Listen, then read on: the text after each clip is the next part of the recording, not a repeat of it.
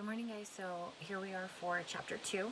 So I just wanted to go and cover a couple of things that we looked at yesterday.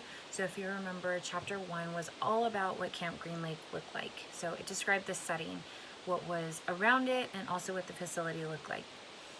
If you recall, a detention center, which is what Camp Green Lake was, is what I described as a mini jail, but it's basically for youth ages 17 and under. If they do something bad, instead of sentencing them to a regular jail, they go to a juvenile detention center. And yes, I did work there.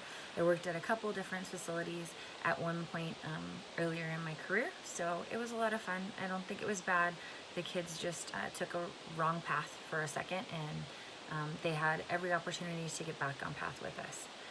So holes, make sure that you have the book in front of you. If you don't, get the digital copy and make sure you have a pillow and a blanket and you're in a nice comfy spot so you can get ready to read.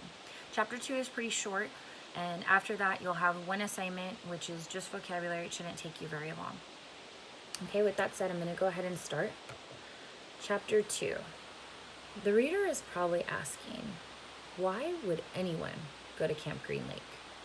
Most campers weren't given a choice. Camp Green Lake is a camp for bad boys. But if you take a bad boy and make him dig a hole every day in the hot sun, it will turn him into a good boy. At least that was what some people thought. Stanley Yelnats was given a choice. The judge said, you may go to jail or you may go to Camp Green Lake. Stanley was from a poor family and he had never been to camp before. Okay, so that concludes chapter 2. Like I said, pretty small. If you have any questions on the assignment, please let me know. It's basically going over vocabulary. So you have 3 main words that you're going to have to find the definitions for. It's stifling, perseverance, and desolate. Out of all 3 of those words, you need to choose one and go ahead and write a sentence using the word correctly. Once you're done, please submit it on Edmodo and let me